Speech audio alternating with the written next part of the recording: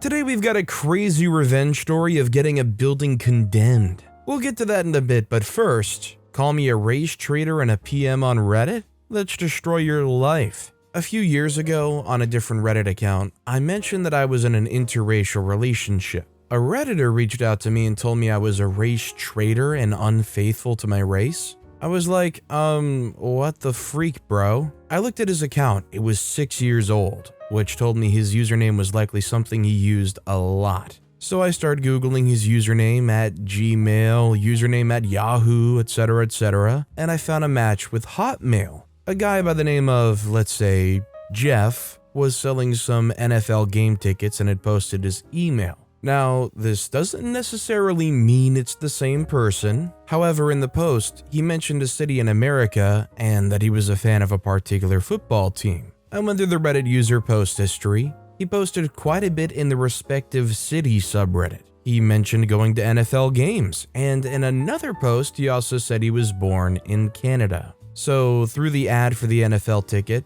I figured out his real name. I found his biography on his employer's website. He was a senior level manager, so they had a bio for him. In that bio, they mentioned he was born in Canada, was a fan of said NFL team, and loved living in the city.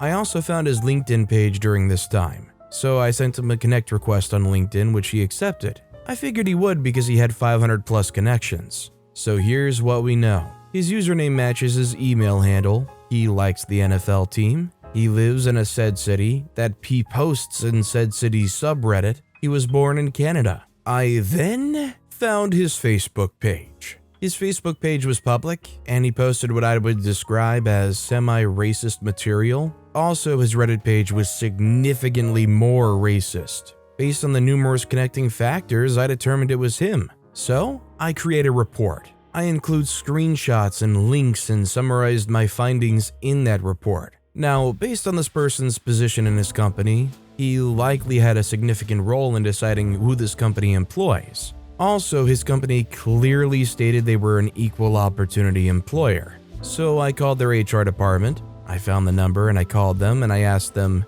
would you be concerned if a senior level manager in your organization was a proud racist and degraded your equal opportunity employment policies? They were concerned. So I told them I'd done an investigation into one of their senior level managers and described that he was racist, and I'd put together all of my evidence and findings in a report and could email it over to them. I emailed them the report. A few weeks later, I called to get an update, and I was told they appreciated my report. However, they would have to comment on the status of their decision and make public statements in regard. Basically, thanks for letting us know, but we aren't going to tell you crap. That's fine. So I waited another month, and I kept checking his LinkedIn page. Then one day, I saw a LinkedIn post from him in which he said he was looking for a new opportunity, and if anyone had any positions open. So I messaged him on Reddit and I told him, hey bro, heard you got fired. Just want you to know that I'm the reason why. He threatened to find out who I was, hunt me down, R-word my spouse, and strangle me to death. So I reported him to Reddit admins, who promptly permabanned him. Now, he really should have learned his lesson, because guess what? He didn't connect the dots. He didn't know I could see all his LinkedIn activity. He didn't know who I was. He simply acted in rage. So I put his newest message in his folder and added it to the report. Because, you see, I can be an incredibly vindictive jerk.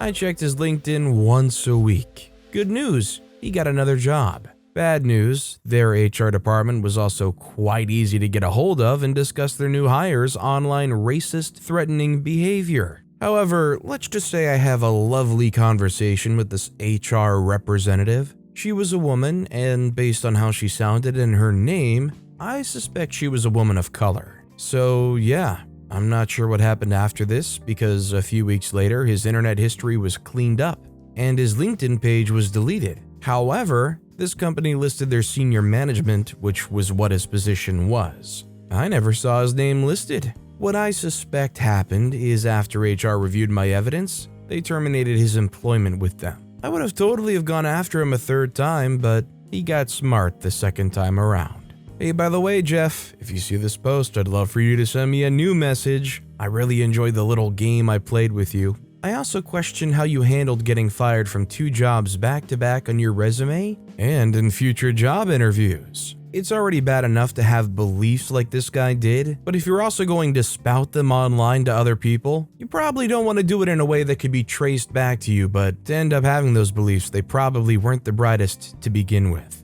Also, hi, I'm Steven, and if you enjoy awesome stories of revenge, why not hit that subscribe button down below? That said, our next story is cheating student thought he had me fooled, fell right into my trap. So I'm a cancer researcher and a guest professor at a university's School of Medicine, teaching my specialty, imaging. Besides the usual acquisitions of medical images using MRI, CT, etc., imaging has a lot to do with image processing. Some days I'm just a glorified programmer/IT guy, and as anyone who's ever programmed anything will tell you, coding is a very personal activity. With enough experience, you can tell who wrote what just by looking at the lines. I'm also in my late 20s, and I'm not native to this country, and it's my first year as guest professor, so some students look at me as this inexperienced, gullible, foreign guy. As part of my module's grading, the students have to submit 2 reports that weigh 10% each of their final grade. These reports are about image processing, and they have to code a fair bit. As usual, there are students that make an effort, some do minimal work, and then some cheat or copy. As I was grading the reports, I noticed a small group of students who found reports from previous years online, and literally copy and pasted those reports, changing only their name. It was a facepalm moment because those reports weren't even good and had a lot of errors. You see, in order to establish a baseline for my grading, I browsed previous year's reports, so I knew what to expect from the students of this module. Naturally, I graded them all with 0 and kept working my way through grading the reports I had left. Meanwhile, the students casually asked me in the halls how the reports were. Of course, I can't comment on that until I release the grades. One time, this dude who had copied from another report, a 98% match on plagiarism checker, asks me when I'll release the grades and comes up with this story that he worked really hard on his reports, that his exam hasn't gone so well and that he's hoping that the grade on his reports are enough to get a pass. I mean, submitting another person's work as your own is very wrong, but it was an online submission and impersonal. Right now, he was just lying through his teeth and to my face. I could feel my blood boiling, but I didn't lose my composure and decided to come up with a plan. I knew that my exam was the last exam of the semester, and that after that, the students usually go home or on family vacations while they wait for their grades to be posted online.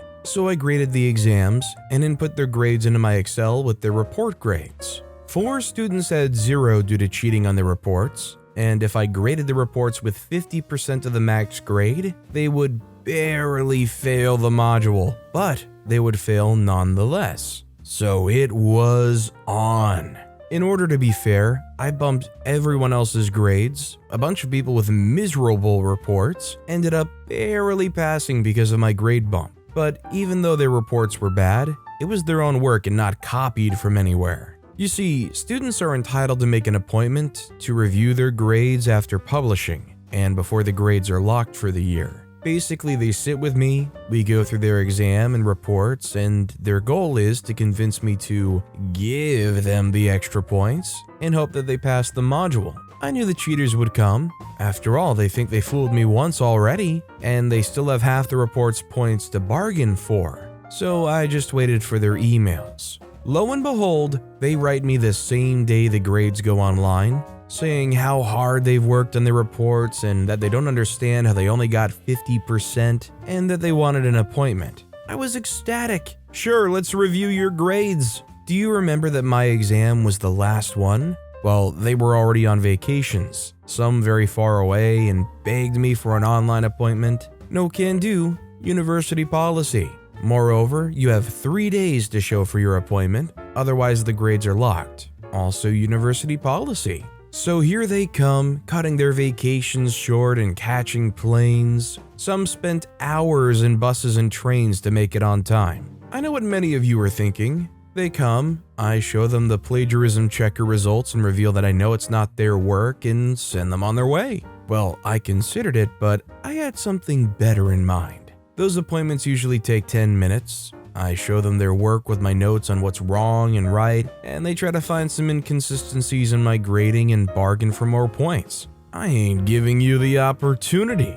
Mwahaha. So one by one, they sit with me individually, and I go through their exams and reports. Remember that they copied the reports and copied bad ones with lots of errors? I ask questions, lots of them. Why did you do this? What's your reasoning for this? They don't know, it's not their work. They mumble random stuff because they don't know what to answer. Point by point, mistake by mistake. I explain why it was wrong, how it should be done, lecturing the same material that they'd already been lectured on during class. I make it long, I make it boring, I make it painful. I spent hours with each one of them throughout those 3 days. They always came with the same, "I worked so hard on this," and a little smirk on their face because they thought it should be really easy to fool me. The gullible foreign again. As the hours go by and I'm walking through the errors one by one, I could see their expression change.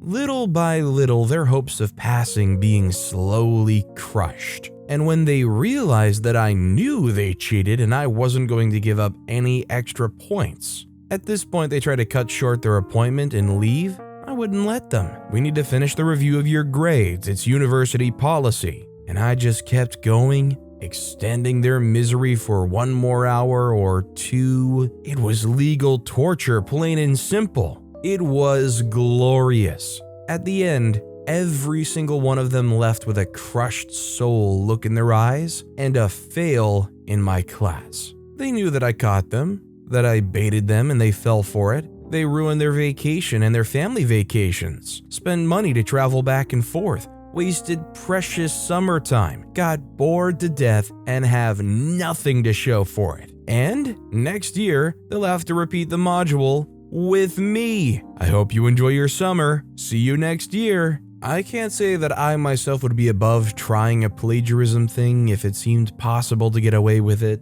but I don't think you can't say they didn't deserve this. Our next story is, post office said I couldn't file a complaint about the mailman not trying to deliver my packages because I had no proof. So I got proof. For context, in my country, if your package gets sent through the National Post Service, you're basically screwed. It takes 200 years and they never actually deliver it. I don't know how it is in other countries, but here, they're supposed to ring the doorbell if the package doesn't fit the mailbox. And if you don't answer, they leave a notice and you have to go and pick it up all the way at the post office. The problem is that my mailman doesn't even try to deliver them. He just leaves the notice without even ringing the doorbell and leaves. I've had to pick up nearly every package I've ordered because of that. Well, the last time was my last straw. I was obviously home because of the pandemic. Suddenly, I received a call that immediately hung up. It was so fast that my phone didn't even ring, just showed up as a missed call. No doorbell, nothing. I suspected it was the mailman and ran to the door,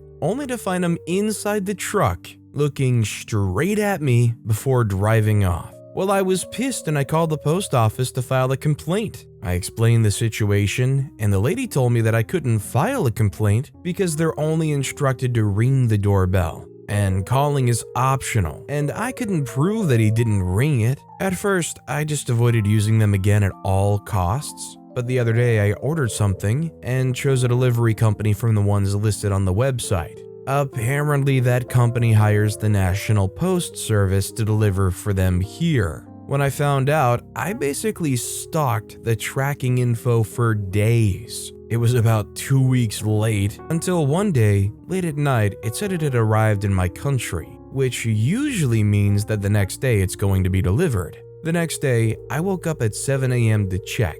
My suspicions were correct. It said, out for delivery. I quickly grabbed something to eat, got in my car, and parked right outside my house. Then I waited and waited and waited. 6 hours in total until I finally see the post truck pulling over. I grabbed my phone to record and watched as the mailman opened the door, already either the notice in hand, slid it inside my mailbox, and turned around. I got out of the car and said, "Excuse me, what are you doing?" He didn't even look at me and said, "Just delivering packages, miss." Then I stood there as that jerk grabbed his phone to call me and quickly hung up. I smiled as I took my phone out of my pocket and sarcastically stated, "Oh bummer, you didn't even give me time to reach for the phone." He literally turned white, couldn't even speak. I continued, "Now can you give me my package please?" He quickly opened the truck, almost tripped and took out my package. I said, "See, wasn't that easier than your whole scheme?" He finally manages to say, "Sorry, miss." I turned around and left. He probably thought he got lucky I didn't say anything else, but little did he know that I sent the video to the post office via email attached to my complaint. Well, let's just say I have a new mailman. This one tries to leave 1 second after ringing the doorbell, but at least he tries. I get it's not always safe to just leave a package wherever, and I'm assuming they have a lot of packages to deliver, so I don't really blame them for ringing once and pretty much dipping almost right away. At least the new one tries. This next story is, school expelled me for mom's anger. We sued the county and caused a reform. So I have a really bad leg. I've had 13 surgeries, long story, and had just started at a new school. After the first 3 weeks, I had to go in for another procedure on my leg. Not that big a deal to me, I've been here before. Upon my return, I had documentation of my restriction, as well as special amenities that were required. The big three were that I needed extra time to get from class to class, I must have someone to escort me, and I needed unrestricted access to the elevator. All of these got me recurring problems, such as constant harassment by teachers and security about my being in the halls during class time, and why my cousin was out too. He was filling the role as my escort, as I have anxiety problems and we had the same classes. The first two were annoying but easy enough to deal with. The real issue was the elevator, as I was told multiple times that for security issues, I couldn't have a personal key due to it sharing the same functionality with the interior door keys. I would never have any issue with this, as I was told there was always someone on the same floor as my classes to open the elevator for me. This, of course, was untrue about 75% of the time. The lack of elevator access meant that I was always stuck in the halls when other students were going to class, and was consistently late due to having to wait for someone to come by and open the door for the elevator. This also meant that I would sometimes be stuck waiting through the entire lunch period, and due to my absences, couldn't afford to simply go to lunch after the fact. After about 3 weeks of this, I was tired of not getting to eat lunch. So I did one of the stupidest things I could have attempted and tried to use the stairs. For context, I wasn't on crutches, I was on a full-blown walker. About halfway down to the landing, I fell hard. As lunch was letting out, one of my friends found me, got someone to help pick me up, and carried me to the office. Another of my friends went to find my other cousin. The one who normally escorted me wasn't there due to being sick. So I was without escort because I couldn't bear the thought of, gasp, a stranger escorting me, who, when getting to the office, managed to get me to calm down enough to give them my mother's number. Now, my mother is quite hot-tempered, but can keep a level head normally. When she heard I fell, she was in there in record time. When she got there, she immediately asked what happened. I told her I didn't want to miss lunch again, so I tried to use the stairs. Big mistake, as that set off a SAR bomba-sized explosive. She immediately turned around and demanded for the principal and VP to get their butts in here ASAP. As soon as the principal and VP walked in, she started berating them in a fashion not suitable for most adults to hear, let alone kids. When the VP made an offhand remark about my condition, my mother was swarmed by local sheriffs that provided security for the school's entrances and office, as she physically went after the VP. We were escorted out, and after looking at the file and realizing my cousin and I had the same address, they figured out I didn't actually live there. Now, my grandmother's address was listed as she was looking after me after I left school up until around 8 p.m. She was also raising my cousin after an issue between her and my aunt. They used this as grounds to expel me and told her I can be some other school's problem now.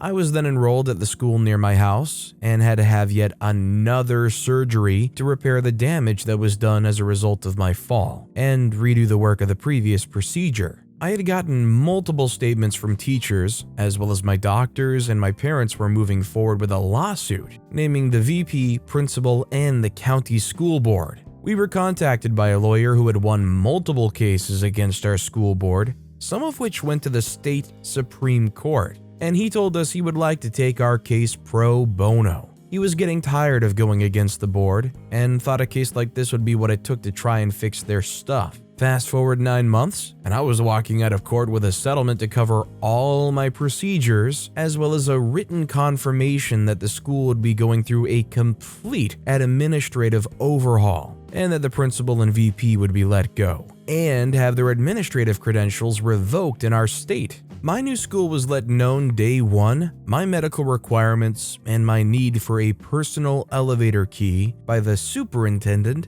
and the head of the State Board of Education. To be honest, I've never heard of anybody having a personal elevator key, even with an injury, but maybe I just never really noticed. Our next story is Slumlord won't let the company out of a 5-year lease. I get the building condemned. To start, this is about the company I work for and a trip I took because I had to wire a building for a computer network because the building owner wouldn't. Backstory: our company was moving a remote site to a new building. As the IT guy for the company, I was asked to look at the new building and get network ports marked out. The landlord refused to put in any low voltage lines, and we got quotes, but they were thousands of dollars. Enter me, my car, and 4 boxes of Cat 6 Plenum. It's about an 8-hour drive, and I was doing about 30 drops. Not a ton, but still a few days work in some place that's already built up, and it's drop ceiling with insulation on top.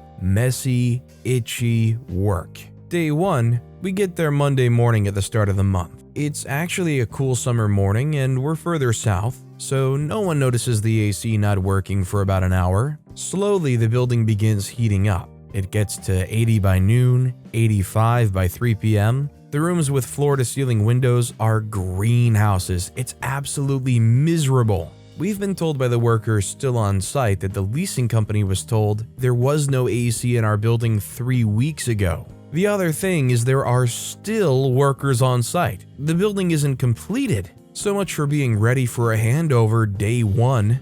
Day 2, we're getting agitated. It's 80 degrees in the AM when we first walk in. It's sweltering. The other guy that came up with me is the facilities manager. He's screaming at people over the phone to fix the freaking AC. We're all exhausted from the heat by 3 p.m. I found a 4-foot hole in the ducting when I opened the ceiling tile. The AC was blowing, but there was no cold air. We're told the compressor is broken. Day 3, more of the same. Miserable in the morning. I'm finally getting the last lines punched in on the patch panel. The AC guys arrive at about 10 a.m. They finally fixed the unit at 2 p.m. We asked them what they did. They said, a lot of things. We again said, what did you do? The reply was, we can't tell the tenants. Red flag alert. We contacted our realtor. She said she would look into what was done. She sends an email later that night that says they changed the refrigerant from R22 to R410A.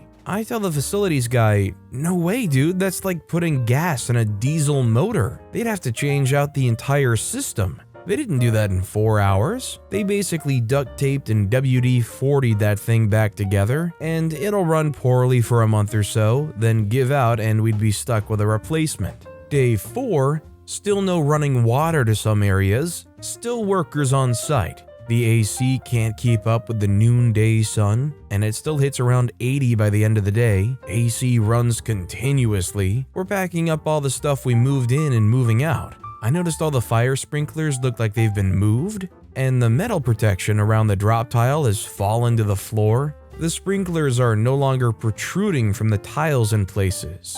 In others, they're quite a bit lower than they were. Yep, the AC fools stood on the fire sprinklers to fix their lousy ductwork. We're looking for a friendly way out. We contact the landlord and say, you haven't delivered a finished building. We're moving out, the lease is broken. Landlord has a 36-page lease. The landlord won't let us out of the lease. It's 5 years. This is not starting off well. We get in contact with the corporate lawyer and the realtor, and they both agree that we're kind of screwed. We are desperate for any way out. I started looking at the fire system. I used to run all kinds of low voltage lines, fire, security, etc. There is no fire panel in our portion of the building. No smoke detectors are hooked up to anything. More red flags. One of our employees was moving heavy gear says, "Oh yeah, I meant to mention, I never saw any building permits anywhere." Ding ding ding. They did this build out including demolition, running new plumbing and power lines, and destroying the fire system without a city permit.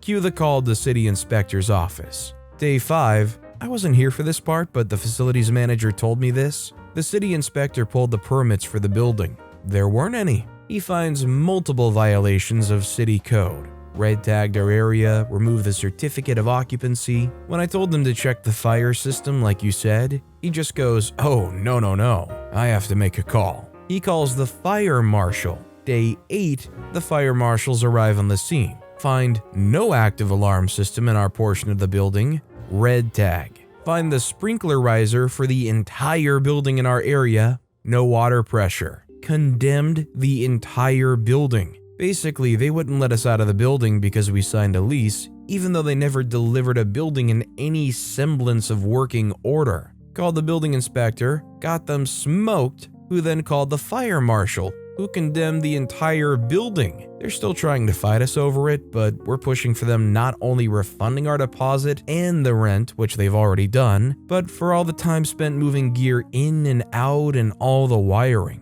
Our lawyer says they don't have a leg to stand on, and he's happy for them to pay his fees as well. Take this as a huge dodged bullet. If you went and agreed to a 5-year lease in a situation where they could dump a condemnable, unprepared building on you and you couldn't get out of it, you need to really reconsider the lease structuring in the future. Our next story is, what happens when engineering students are asked to truck-proof a mailbox? Yes, I know there's a lot of mailbox stories on here, but I just learned this story from my dad involving my Uncle Dale, family friend who passed away a few months ago, and figured you guys would get a kick out of it. Years ago, back when Uncle Dale and Dad were university students, their engineering professor came to their class with a problem that needed solving. His mailbox was getting broken by someone driving by every night. He and his wife had put something like 4 or 5 mailboxes up, and all 4 or 5 times, the mailbox had been knocked over by someone driving a red truck. This professor offered extra credit to any group of students who could come up with a truck-proof mailbox that not only fit with city regulations, but within a budget of $20, which back then was a good-sized chunk of change. Well, if anyone here knows anything about engineers, as Dad puts it, they love solving problems, and if it's engineering students, they'll make it an experience to remember. Dad and Uncle Dale got together and got to work. They found a steel bar that fits within mailbox regulations. Posts have to be a specific height, width, and depth, and filled the inside with a mixture of concrete and steel rebar. Once the concrete had cured, they welded 8 rebar to the sides of the bar, bent them in half, and stuck it inside a bucket. To add extra weight, they filled the bucket with the heaviest rocks they could find. As a finishing touch, they painted it brown and black to look like wood and put the ugliest mailbox we could find on sale on top, welding it down for good measure.